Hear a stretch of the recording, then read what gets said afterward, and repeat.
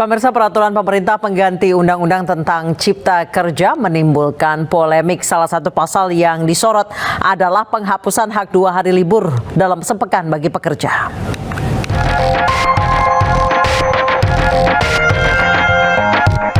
Langkah Presiden menerbitkan peraturan pemerintah pengganti undang-undang atau Perpu nomor 2 tahun 2022 tentang Cipta Kerja menuai kritik. Pemerintah dinilai telah melanggar putusan Mahkamah Konstitusi yang menyebut UU Ciptaker inkonstitusional bersyarat. Salah satu aturan yang menjadi sorotan adalah aturan terkait libur pekerja, di mana penghapusan hak 2 hari libur dalam sepekan bagi pekerja ini diatur dalam pasal 79 ayat 2 huruf B. Aturan ini jelas bertolak belakang Undang-Undang Nomor 13 Tahun 2009 tentang Ketenagakerjaan. Namun Presiden Joko Widodo menyatakan pro dan kontra yang terjadi usai diterbitkannya Perpu tersebut adalah hal yang biasa.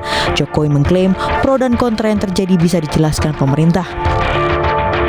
Ya, biasa dalam setiap kebijakan, dalam setiap keluarnya sebuah regulasi ada pro dan kontra, tapi semuanya bisa kita jelaskan.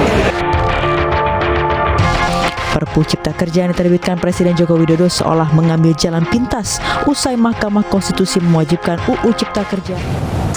Dan untuk membahas terkait pentingnya Perpu Cipta Kerja di tengah gentingnya kondisi ekonomi Indonesia, kami sudah terhubung dengan Ketua Umum Kongres Aliansi Serikat Buruh Indonesia, Nining Elitos. Dan kami masih terus berusaha menghubungi Ali Muhtar Ngabalin, tenaga ahli utama KSP, untuk mengonfirmasi Perpu yang menimbulkan polemik. Saya ke Ibu Nining terlebih dahulu. Ibu Nining, penghapusan 2 hari kerja menjadi 1 hari kerja, tanggapannya?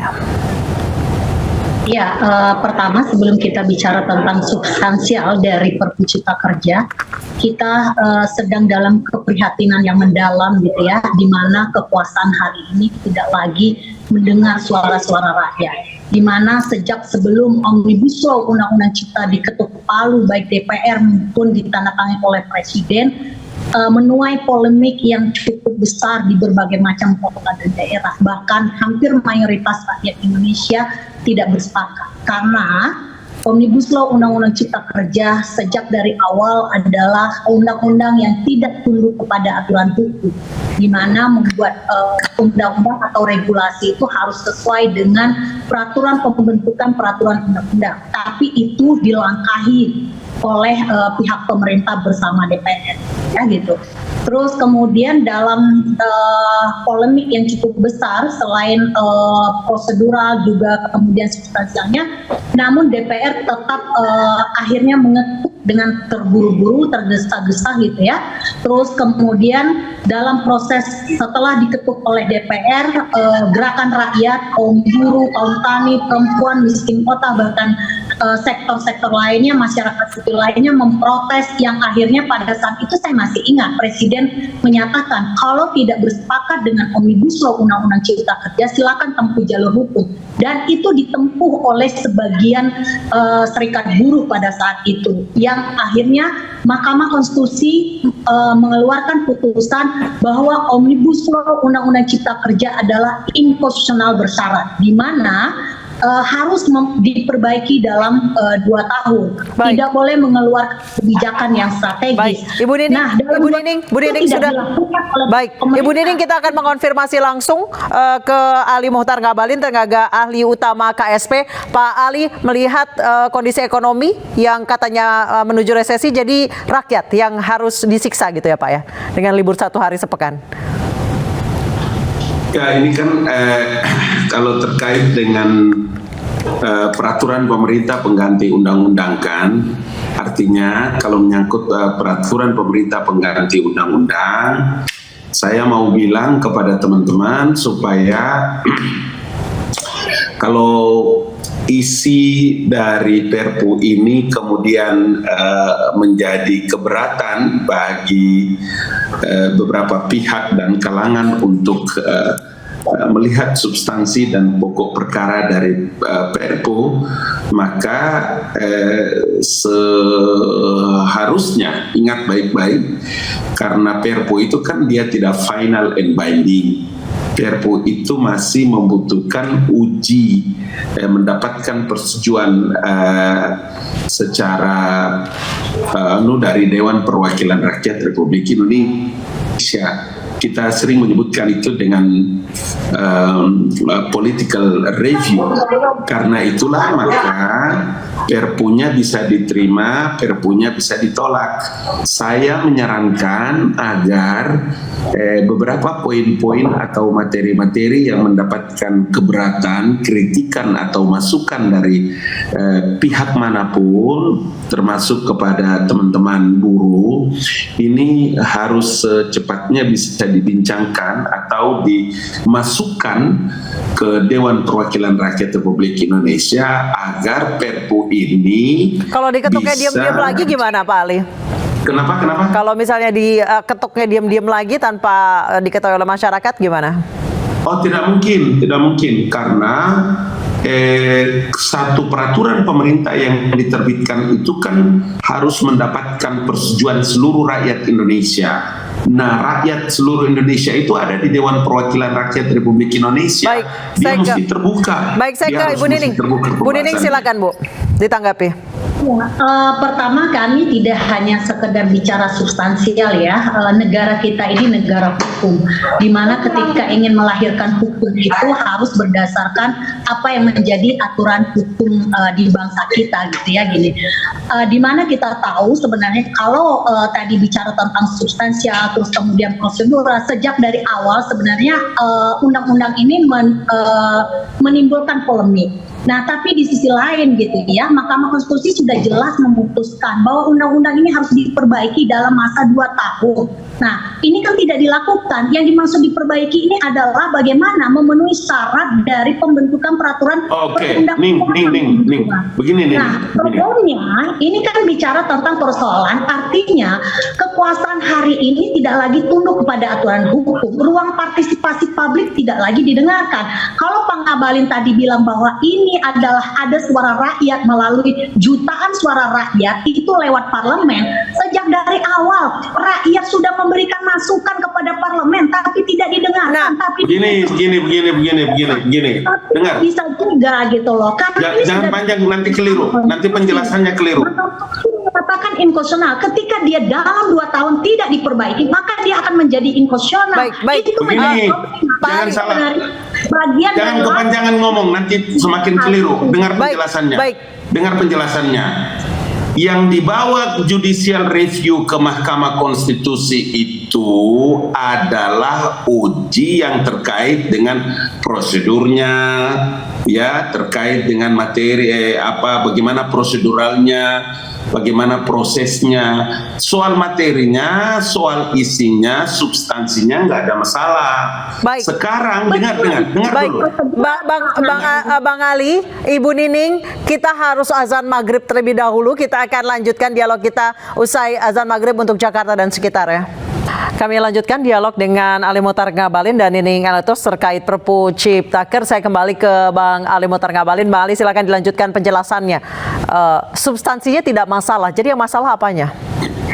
Iya, karena kalau 2 tahun itu kan perhatikan baik-baik. 2 tahun itu keputusan Mahkamah Konstitusi itu meminta supaya diperbaiki. Kalau untuk memperbaiki undang-undang itu, karena yang diuji itu terkait dengan keputusan Mahkamah itu kan mesti kembali lagi kepada prosedur awal, kemudian ini membutuhkan waktu.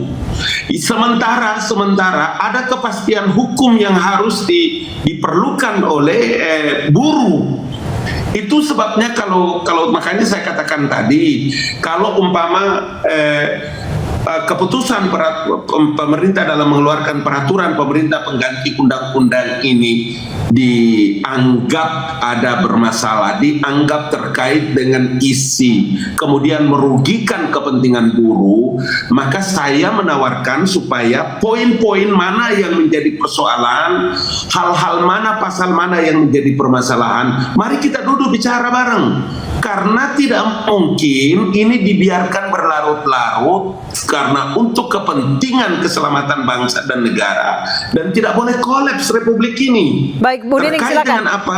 Terkait dengan materi-materi yang menjadi keberatan Mbak Nining dan teman-teman, mari kita bicarakan. Sebab Perpu itu bukan keputusan Mahkamah Konstitusi, bukan final and binding, tetapi keputusan apa yang diterbitkan oleh pemerintah itu harus diuji. Bolehkah diterima oleh DPR atau tidak diterima oleh DPR? Baik. Poin-poin inilah yang saya mau supaya nanti coba saya menyarankan ditulis, dibuat dalam satu poin mana yang menjadi masalah. Kami boleh menjadi fasilitasi untuk bincangkan itu Bang Ali, dilengkapi di Dewan Perwakilan Bang Ali, Rakyat tapi kenapa Republik sejak awal Indonesia. dirancang ini memberatkan kami para buruh ya Pak?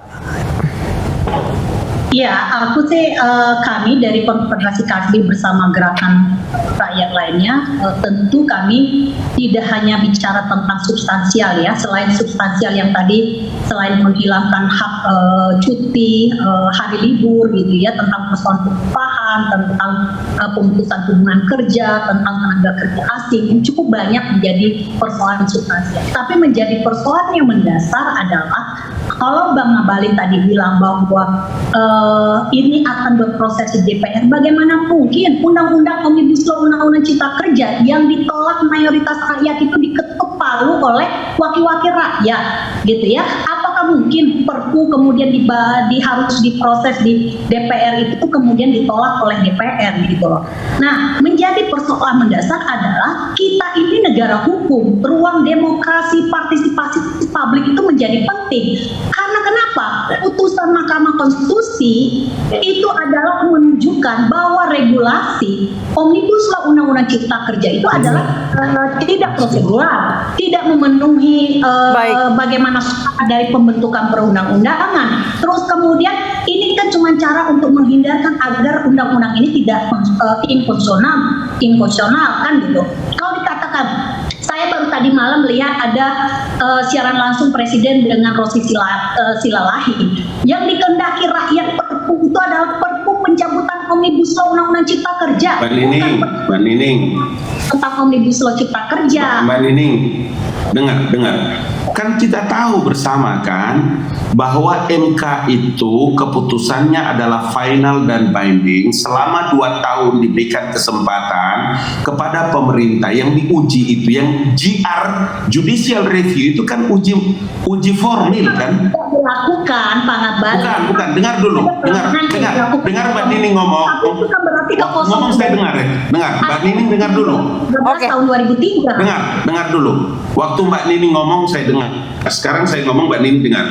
Karena uji formil, maka kewajiban pemerintah itu harus kembali dari awal. Tahukah apa yang dimaksudkan dengan formil?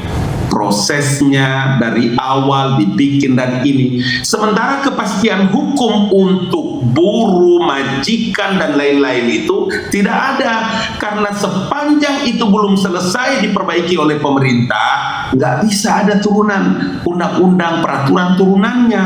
Itu sebabnya langkah-langkah yang harus dilakukan oleh pemerintah itu adalah menerbitkan peraturan pemerintah pengganti undang-undang agar melihat perkara-perkara ini secepatnya bisa diselesaikan, termasuk di dalamnya adalah kalau ada hal-hal yang berkaitan dengan kepentingan buruh yang belum terselesaikan, tidak mungkin tidak bisa dibicarakan di Republik ini, Mbak Yu.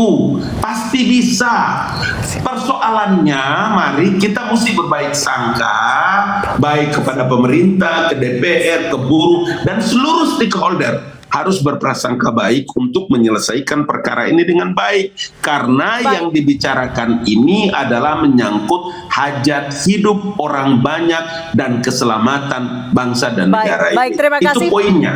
Baik, terima kasih banyak Bang Ali Muhtar Ngabalin, terima kasih banyak Ibu Nining Elitos. Kami mohon maaf sudah selesai untuk segmen kali ini. Kita harapkan bahwa peraturan yang dibuat oleh pemerintah Indonesia tidak menyiksa rakyat Indonesia. Terima kasih Bang Ali, terima kasih Ibu Nining telah bergabung bersama kami di Newsroom. Pemirsa, guru pondok pesantren pemerkosa belasan santri Heri Wirawan sah divonis hukuman mati. Vonis itu diperkuat Mahkamah Agung setelah permohonan kasasi Heri Wirawan ditolak.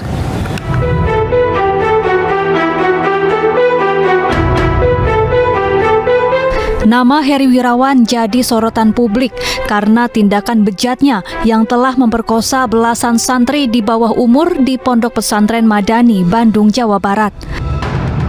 Aksi biadab itu dilakukan dalam kurun waktu 2016 hingga 2021.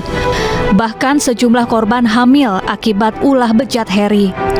Heri kemudian dilaporkan ke polisi.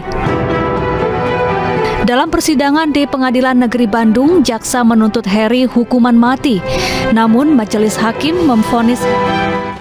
Pemirsa, kunjungan kerja ke Riau Presiden Joko Widodo kenalkan Menteri BUMN Erick Thohir ke warga. Apa ini sinyal Presiden restui Menteri Erick Thohir maju di Pilpres 2024? Kami akan hadirkan informasinya usai jeda.